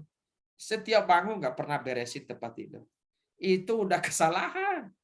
Itu udah kesalahan. Orang tua misalnya marah, sampai bikin hati anak itu sakit. Orang tua juga bikin kesalahan. Nah, atau misalnya kita ada benci, ada dendam sama orang lain. Itu juga kesalahan. Kita diminta pelayanan. Oh, saya nggak mau pelayanan. Kita diminta ibadah enggak, saya nggak mau ibadah. Loh, itu semua kesalahan. Kalau dihitung terlalu banyak. Jadi kalau dihitungnya, dibukuin, itu dosa kita itu banyak sekali. Ya, mungkin lebih tebal dari buku yang saya punya ini. Ini buku ini tebal. Lebih tebal dari sini loh. Ini ada buku lebih tebal lagi nih di depan saya ini. Lebih tebal dari sini. Bisa lebih tebal itu. Kesalahan-kesalahan kita. Nah, kalau kita punya dosa sedemikian, teman-teman, masihkah kita bilang bahwa kita ini orang baik? Masihkah kita mengatakan saya ini bukan orang berdosa? Dan kalau kita begitu sadar bahwa kita ini punya kesalahan begitu besar, apakah kita nggak butuh penolong untuk membersihkan dosa kita? Teman-teman, inilah yang perlu kita pikirkan. Ya, saya kasih ilustrasi satu lagi. Banyak orang berkata dalam hidup ini, saya ini orang baik. Kenapa? Saya ini ya kalau dihitung-hitung lebih banyak perbuatan baik saya daripada kesalahan saya. Jadi saya yakin sekali bahwa saya ini pasti masuk surga. Nah, ada orang-orang tertentu yang punya keyakinan seperti ini, teman-teman. Jadi dia merasa dia orang baik, dia pasti masuk surga. Dia nggak butuh Tuhan Yesus dalam hidupnya. Tapi saya kasih ilustrasi begini, teman-teman. Misalnya ya, taruhlah misalnya Dela. Halo Dela, boleh kita komunikasi sebentar Dela? Silakan buka mic-nya. Ya, buka mic-nya Dela. Ya, oke. Ya. Misalkan Dela itu masak telur, ya. Pernah goreng telur Dela? Pernah? Oke, misalnya kamu goreng 10 telur ya. Oke. Dela ini menggoreng telur pertama, dipecahin, dimasuki, semua sekaligus dimasuki, digoreng di atas ya. Jadi telur pertama dimasuki, bagus. Telur kedua dipecahin, masuk ke dalam kuali, bagus. Telur ketiga, telur keempat, telur kelima, telur ketujuh, telur kedelapan, telur ke-9, semuanya bagus. Telur ke-10, waktu dimasukkan, dipecahkan, telurnya busuk. Tapi sudah masuk ke dalam kuali, sudah kecampur dengan yang ke-9 lainnya. Saya mau tanya sama Dela, Dela, kamu masih mau goreng nggak telur itu atau mau diapain, Dela? Apa ya? Paling pisahin telur busuknya, dibuang. Oh, kamu pisahin. Kamu Mm-mm. masih bisa dipisahin begitu? Ya, kalau bisa dipisahin ya saya pisahin. Iya, kalau udah teraduk begitu bagaimana? Kalau udah Dibuang ya? keaduk, iyalah dibuang. Iya. Umumnya kalau udah diaduk, udah ini nggak bakal bisa dipisahin. Satu-satunya itu dibuang. Tapi saya mau katakan begini, walaupun yang 9-nya itu baik, tapi satu saja yang busuk itu sudah merusak kebaikan dari telur-telur lainnya. Jadi ini mau mengatakan ya, satu kesalahan kita aja udah cukup menyatakan kita ini orang berdosa. Udah cukup. Apalagi tadi kalau misalnya kamu berbuat dosa bikin 3 sehari, berapa banyak dosamu? Jadi kalau kita berdosa seperti ini, layak nggak kita dihukum oleh Tuhan? Sangat layak. Sangat pantas. Sangat adil kalau kita dimasuki di dalam penghukuman Tuhan. Karena memang kita berdosa. Jadi teman-teman, inilah yang kita lihat tuh. Diri kita ini loh yang sebenarnya. Banyak orang yang merasa di dunia ini saya orang paling benar. Tapi tunggu dulu. Waktu kita lihat diri kita di hadapan Tuhan, kita ini orang berdosa luar biasa. Mari kita lihat pertanyaan berikutnya. Pertanyaan yang ini saya kurang kelihatan di layar saya. Ini pertanyaan yang keberapa ya? 9. Oke, saya persilakan. Dela tadi udah baca belum? Udah. Yang kedua belum ya? Maksudnya yang pertama tadi ya. Ini yang kedua ya. Oh ya. Ya, silakan Dela. Pertanyaannya, apakah Allah memperlakukan manusia dengan tidak adil bila menuntut dalam hukumnya? Sesuatu yang tidak dapat dilaksanakan oleh manusia. Jawabannya tidak. Karena Allah telah menjadikan manusia sedemikian rupa hingga ia dapat melaksanakannya. Tetapi oleh bisikan iblis dan oleh ketidaktaatannya yang disengaja manusia telah bertindak sedemikian. Sehingga ia bersama keturunannya kehilangan karunia-karunia itu. Iya, jadi ini yang sebenarnya membuat kita itu berdosa, teman-teman. Yaitu adalah karena ketidaktaatan. Dan ini bukan ketidaksadaran, tapi ketidaktaatan dalam kesengajaan. Ketidaktaatan yang disengaja. Itu yang membuat kita berdosa. Dan itu dosa itu ada, bukan hanya pada Adam dan Hawa, tapi juga pada kita hari ini. Itu yang membuat kita berdosa ya. Makanya kita ini banyak dosa, suka tidak taat. Nah, itulah manusia ya. Kita lebih banyak tidak taat, ya. Pertanyaan 9 ya. Pertanyaan 10 maksudnya ya. Pertanyaan 10 sekarang saya yang baca ya. Apakah Allah hendak membiarkan ketidaktaatan dan kemurtadan semacam itu tanpa hukuman? Ya, kalau kita tidak taat, teman-teman, maka pasti dihukum oleh Tuhan. Makanya jawabannya tidak. Sebaliknya dia sangat murka. Jadi Tuhan itu murka loh. Kalau kita berdosa, kita bersalah, Tuhan murka. Makanya nanti tadi itu saya kasih penggambaran. Bayangin kalau dosa kita itu setebal buku ini, teman-teman. Apakah Tuhan tidak murka? Nggak usah setebal buku ini. Satu aja dosa, itu sudah membuat cukup murka Tuhan atas kita. Tidak perlu bikin pelanggaran 10 kali, kita baru ditangkap oleh polisi. Nggak usah. Satu kali pelanggaran, kalau dilihat oleh polisi, kita pasti ditangkap oleh dia. Ya, itu dia. Apalagi sama Tuhan, teman-teman.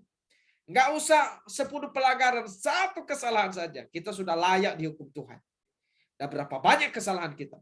Maka hukumannya itu pasti Tuhan murka. Di sini dikatakan dia itu murka baik atas dosa turunan maupun atas dosa yang kita perbuat sendiri.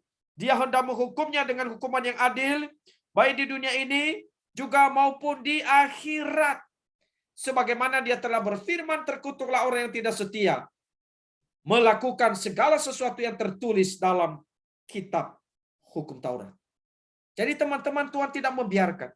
Tuhan menghukum setiap orang yang tidak taat. Dan setiap kita yang tidak kembali kepada Tuhan ada di bawah hukuman ini. Bukan hanya saya, saudara juga. Semua kita. Setiap kita yang tidak kembali kepada Tuhan ada di bawah hukuman Tuhan. Makanya puji Tuhan untuk teman-teman, kalau kalian mau dibaptis, mau di sini, mau kembali kepada Tuhan Yesus, maka kalian nanti akan dibebaskan dari murka Allah. Dilepaskan dari penghukuman Allah. Dilepaskan dari hukuman dosa. Kalian menjadi orang yang dibebaskan. Oleh sebab itu teman-teman, saya mengatakan kepada kalian, kalian yang sudah ikut kelas katekisasi ini, ikutilah. Belajarlah baik-baik. Nikmatilah firman Tuhan yang diberitakan di dalam kelas ini. Dan isi hatimu dengan firman. Isi pikiranmu dengan firman. Teguhkan imanmu melalui firman yang kita baca. Teman-teman, saat kalian betul-betul bisa belajar baik-baik, saya yakin kelas ini akan membawa perubahan besar dalam hidup kalian. Ya, kita lihat pertanyaan yang ke-11.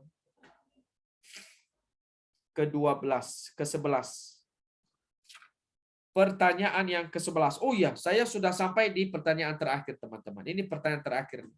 Saya persilakan Cleo membacakannya. Silakan Cleo. Pertanyaan, bukankah Allah juga penyayang?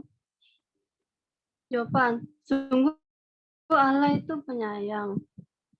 Tetapi dia juga adil. Oleh sebab itu, keadilannya menuntut supaya dosa yang diperbuat terhadap kemuliaan Allah yang tertinggi itu dihukum dengan hukuman yang tertinggi juga, yaitu hukuman yang kekal atas tubuh dan jiwa.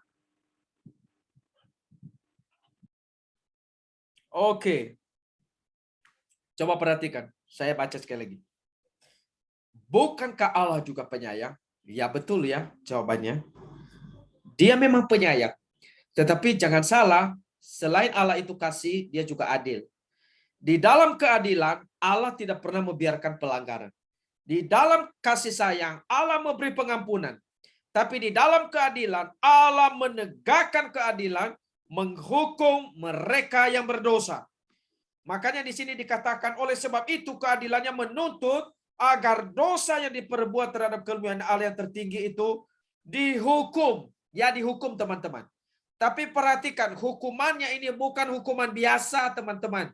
Dikatakan ini adalah hukuman yang tertinggi. Apa hukumannya tertinggi bagi hidup manusia? Yaitu adalah hukuman kekal. Hukuman atas tubuhnya, hukuman atas jiwanya. Artinya, orang yang berdosa, orang yang bersalah, pasti akan dimurkai oleh Tuhan. Dimasuki di dalam neraka. Di dalam kehidupan, orang berdosa pasti mati. Makanya teman-teman bertanya mungkin kenapa semua orang di dunia ini mati? Itu adalah akibat dosa. Ya. Kalau tidak ada dosa, tidak ada kematian. Tapi karena ada dosa, itu sebabnya ada kematian di muka bumi ini. Salah satunya kematian fisik. Kematian fisik manusia itu adalah akibat dari dosa manusia. Dan orang yang tidak percaya, nanti akan ada kematian yang kekal, yaitu dia dimasuki dalam neraka. Makanya orang yang gak kembali kepada Tuhan tidak akan memperoleh hidup yang kekal. Tetapi orang yang kembali kepada Tuhan akan memperoleh hidup yang kekal. Nah, jadi teman-teman bersyukur. Sekali lagi, kalian ikut kelas katekisasi. Ini adalah kelas yang menolong kalian untuk mengenal Tuhan. Mengenal diri. Dan mengetahui apa yang harus dilakukan. Nah, hari ini saya hanya sampai membawa kita untuk menyadari kita ini orang berdosa. Nah, bagaimana kita supaya dilepaskan dari dosa? Siapa yang melepaskan kita dari dosa? Apa yang harus kita lakukan? Jawaban atas pertanyaan ini ada di pertemuan minggu depan dan seterusnya. Jadi hari ini pertanyaannya hanya sampai ke 11. Karena nanti jawab pertanyaan 12 berikutnya itu bicara soal kelepasan manusia. Nah, minggu depan akan dibawakan, saya kurang tahu entah Panatan atau contoh Andi, tapi minggu depan akan dilanjutkan kelas ini. Jadi teman-teman, untuk bahan kita sampai di sini, tapi nanti minggu depan akan dilanjutkan. Nah, sebelum saya menutup ya, karena bahan saya sudah habis, sebelum saya tutup, saya ingin diskusi dulu dengan teman-teman. Kita punya waktu beberapa menit. Jadi saya ingin tanya, kelas ini kan ada tadi kelas pembukaan tadi tentang buku dan tentang isi yang saya bahas 11 pertanyaan ini. Tentunya kalian banyak dapat berkat. Saya ingin kalian membagikan, men-sharingkan secara langsung apa yang menjadi berkat yang kalian pahami, yang kalian mengerti, dan yang menjadi satu hal kalian itu ingin mau berubah, ingin mau melakukan sesuatu. Oke, saya mulai dari Sheila terlebih dahulu. Silakan Sheila untuk men-sharingkan berkat apa yang kamu dapat.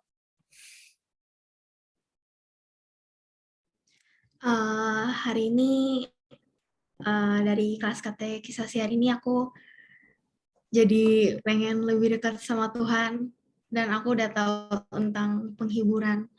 Yang kekal itu hanya berasal dari iman kita terhadap Tuhan. Oke. Masih ada lagi Sheila yang barangkali ingin kamu sharingkan, barangkali ada bagian lain lagi yang kamu dapat berkat selain yang ini? Lebih ke harapan aku sih untuk kelas katekisasi ini. Baik. Baik, terima kasih. Ya, oke. Aku ngerasa semenjak pandemi iman aku sama Tuhan makin menjauh. Terus aku pengen lebih dekat lagi melalui kelas katekisasi ini. Baik, puji Tuhan. Satu kerinduan yang sangat baik dan satu harapan yang kudus yang diinginkan oleh Tuhan yang oleh setiap kita juga perlu terjadi dalam hidup kita. Terima kasih untuk sharingnya. Silakan kemudian Dela untuk sharing. Silakan Dela. Kalau aku mau jadi yang lebih baik dari sebelumnya. Kan kalau sebelumnya tuh kayak lebih males. Apa-apa males. Nah sekarang ya pengen usaha berubah biar jadi rajin. jadi lebih ambis gitu. Oke, baik. Udah sih. Dari firman Tuhan hari ini, dari bahan-bahan ini ada yang barangkali kamu ingin sharingkan? Pengen lebih apa ya? Sama sih kayak tadi, pengen deketin diri sama Tuhan. Kalau sebelumnya kan juga enggak lebih deket. Sekarang kayak lebih berusaha lah, berusaha merubah jadi yang lebih baik. Oke, baik. Terima kasih untuk sharingnya, ya Dela. Terus maju dan terus juga lebih baik, rubah dan bertumbuh dalam Tuhan. Sekarang saya persilakan Mary untuk sharing. Silakan Mary.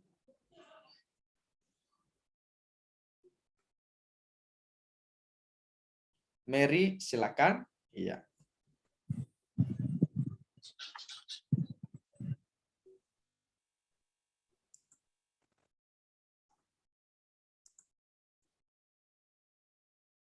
Mary, oke. Tadi udah buka mic. Silakan. Ya, Mary.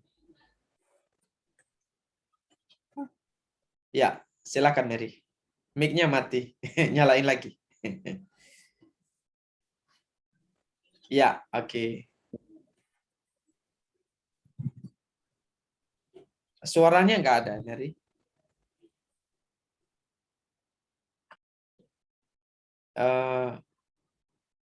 Mic-nya lagi mati.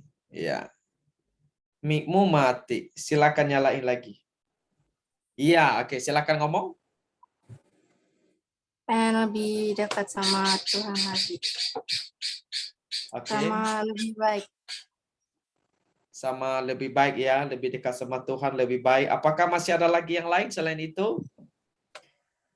Ya, Oke, baik. Terima kasih untuk Mary yang boleh sharing ya. Kita nanti boleh mendoakan teman-teman kita begini ya.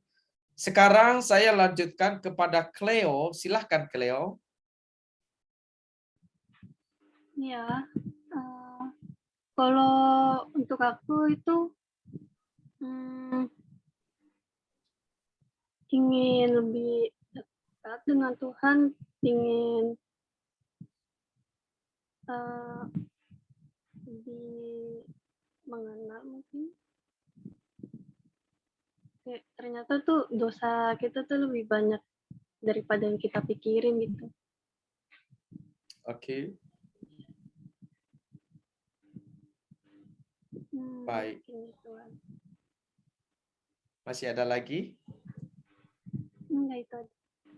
Baik, terima kasih ya. Jadi memang firman Tuhan itu membawa kita untuk sadar siapa diri kita. Dan yang penting setelah kita sadar, kita juga perlu untuk bersedia ditolong, disembuhkan, dipulihkan oleh Tuhan dan bersedia untuk berubah ya. Seperti harapan-harapan kalian tadi, lebih dekat sama Tuhan. Itu sangat bagus. Itu kerinduan yang kudus ya. Berikutnya Audrey, silakan Audrey. Iya, jadi aku hari ini banyak belajar untuk selain lebih dekat sama Tuhan, aku banyak mau lebih baik lagi, mulai dari tutur kata, perbuatan sama adik. Pasti aku mau jadi lebih baik lagi. Oke, jadi pingin lebih dewasa, lebih bertumbuh dan lebih serupa Kristus. Itu sangat bagus, ya. Jadi pelajaran-pelajaran seperti ini membantu kita untuk bisa menjadi orang Kristen yang lebih baik. Nah, kalau andai kata harapan-harapan kalian ini bisa tercapai, maka kita sangat bersyukur karena kami akan melihat nanti suatu saat kalian menjadi orang-orang yang lebih giat dalam mengikut Tuhan, lebih rajin di dalam ibadah, lebih rajin membaca firman, lebih giat melayani, dan barangkali nanti kalian ini juga akan menjadi penerus-penerus di dalam gereja Tuhan, menjadi majelis, mungkin ada yang jadi hamba Tuhan, jadi pelayan Tuhan, dan sebagainya. Jadi kita bersyukur ya untuk kerinduan kalian ini yang luar biasa. Kemudian untuk David, silakan David. Untuk saya dari katekisasi ini saya jadi lebih tahu bahwa dosa kita itu banyak, dan saya ingin menjadi kepribadian yang lebih baik dan lebih dekat sama Tuhan. Oke, David. Eh, David ini saya kenal ya, dulu dia remaja ya, saya masih suka, bukan suka sih, sesekali bisa antar ke rumahnya di Sunter. Sudah lama tidak bertemu David, hari ini saya melihat dia dan saya melihat ini satu awal yang baik di mana dia kembali mau lebih dekat lagi kepada Tuhan. Dan orang yang mendekat kepada Tuhan ya, orang yang mendekat kepada Tuhan, Tuhan akan mendekat kepada dia. Ini ada ayat firman Tuhan ya. Firman Tuhan di dalam Yakobus bilang begini. Mendekatlah kepadaku, aku akan mendekat kepadamu. Ya, itu dia. Luar biasa itu ya. Kita mendekat sama Tuhan, Tuhan mendekat sama kita. Ya, itu. Jadi itu satu ayat ya, kiranya kita makin lebih semangat dalam mendekat, mencari Tuhan. Jadi lebih giat lagi mencari Tuhan. Ya, keinginan seperti ini kita terus jaga, pelihara dalam hati kita. Oke, mungkin dari Papa Yongki mau sharing kok? Enggak ya? Oh ya, oke. Baik. Kita berharap Papa Yongki boleh tetap setia dalam mengikuti kelas katekisasi. Dan yang paling penting nanti ya, Papa Yongki makin mantap imannya dalam mengikuti Tuhan ya. Makin bertumbuh dan juga makin lebih mengenal Tuhan ya. Itu yang kita harapkan. Mungkin dari II Cynthia ya, Mama Serly mau sharing II? Ya, kalau ada mau sharing? Ya.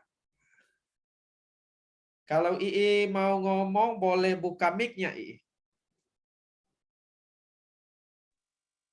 Enggak deh, enggak bisa.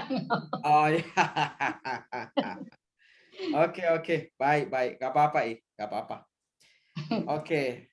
Baik, yang penting kita doakan ya. Ini pernah ikut kelas katekisasi ya. Ini yang ketiga kali dia mengikuti loh. Jadi dia pingin belajar terus. Nah, jadi kita bersyukur ya, kerinduan-kerinduan seperti ini boleh ada dalam kehidupan kita. Nah, saya akan menampilkan slide penutup ya. Ada 2 ya.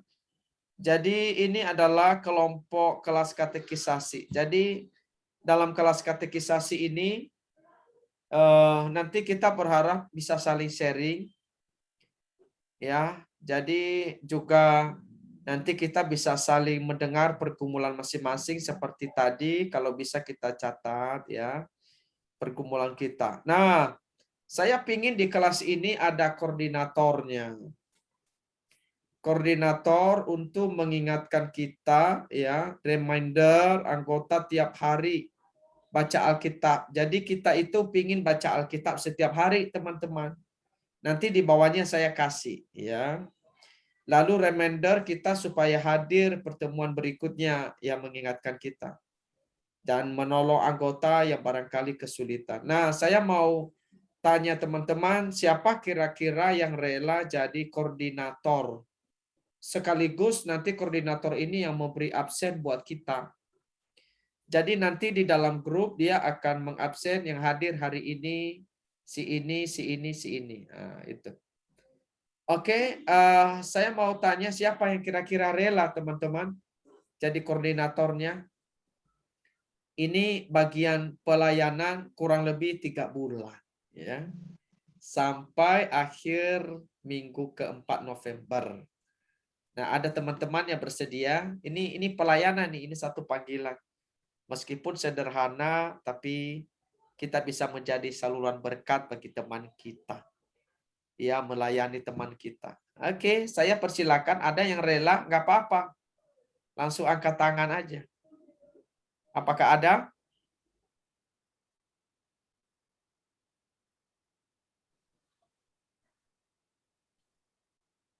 Atau mau ditunjuk?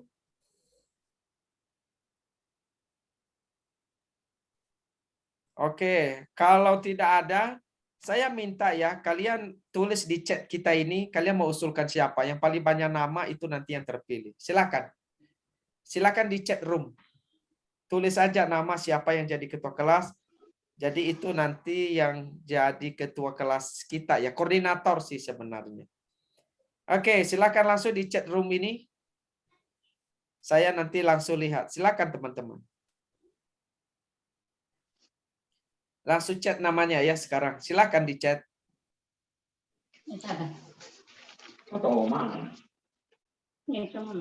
Oke, saya tunggu chatnya ya.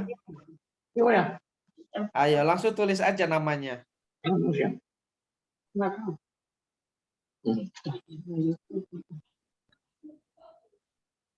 Oke, sambil menunggu chat dari teman-teman ya. Satu slide lagi saya ini. Jadi komitmen ya, komitmen dari peserta yang mau bertumbuh menjadi murid Kristus itu ya dia rajin tiap minggu ibadah. Jadi nanti saya harap kalian tiap minggu ibadah ya. Tekun berdoa, giat melayani, ya bersyukur, bisa memberi persembahan misalnya dan mau berubah. Nah ini nih ya, kalian belajar melayani Tuhan untuk hal ini. Jadi kalian yang ikut kelas katekisasi ini tiap hari itu harus ya nanti berdoa, tiap minggu ikut ibadah, dikasih kesempatan melayani, layani. Kalau hadir ibadah belajar memberi persembahan, lalu berubah ya, mulai berubah seperti tadi yang kalian ngomong.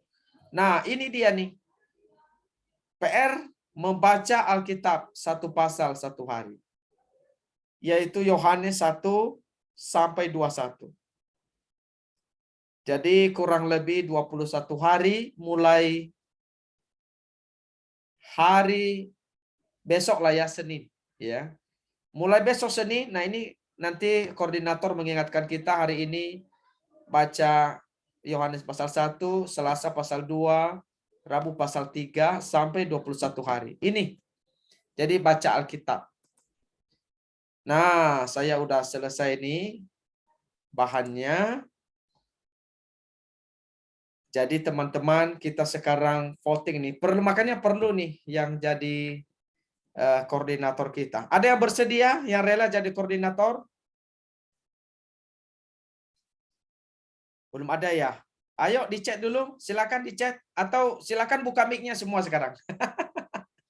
Kalau malas chat ya. Saya mau tanya David, kamu pilih siapa?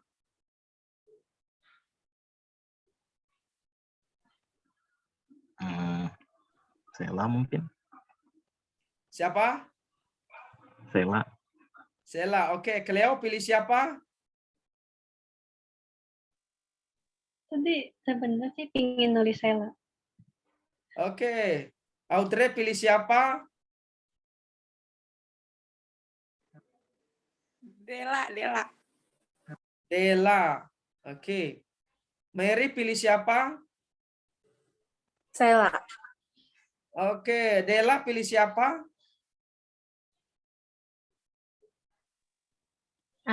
Sela aja deh. Wah, Sela pilih siapa, Sela? Dela. Jadi ada dua calon nih ya, ada Sela, ada Dela. Saya mau tanya dulu, Dela, kamu bersedia jadi koordinator kita, Dela? Bersedia aja sih. Oke, kalau Sela, kamu bersedia jadi koordinator kita? Kalau berdua boleh nggak sama Dela, kayak bagi tugas gitu? Oh, ya udah. Kalau begitu kalian berdua ya. Iya. Oke, bagaimana deal ya? Oke, jadi nanti udah tahu ya tugasnya tadi. Nah, itu aja sih. Jadi sebenarnya nggak gampang. Kalau katekisasi yang sebelumnya itu ada link di YouTube yang kami sudah rekam. Supaya tiap hari dikirim. Masalahnya link YouTube kita sudah ditutup di GKK. Sehingga link itu udah hilang. Kami juga nggak punya. Karena udah ditutup oleh pihak YouTube. Kita nggak bisa kembalikan. Jadi mau gimana lagi ya. Jadi akhirnya kita belum bisa melakukan itu. Tapi tugasnya tadi sama, itu hanya mengingatkan teman-teman kita supaya minggu depan bisa hadir, lalu kemudian baca Alkitab, lalu mencatat kehadiran. Ya, hari ini yang hadir siapa? Nanti hari ini saya foto, jadi nanti karena kehadiran ini penting ya, supaya kita bisa pantau. Lalu teman-teman, untuk kehadiran saya berharap kalian semua bisa ikut, jangan ada yang nggak ikut ya. Jadi setiap minggu bisa ikut, karena kita laksanakan di dalam Zoom, jadi masih jauh lebih gampang lagi untuk kalian bisa mengikutinya. Jadi saya berharap kalian lebih semangat, tetap semangat belajar dan ikut sampai selesai, dan nanti kita sama-sama baptis atau di CD di bulan November minggu terakhir. Jadi demikian untuk kelas hari ini. Sebagai penutup, apakah ada yang mau ditanyakan sebelum kita tutup kelas ini?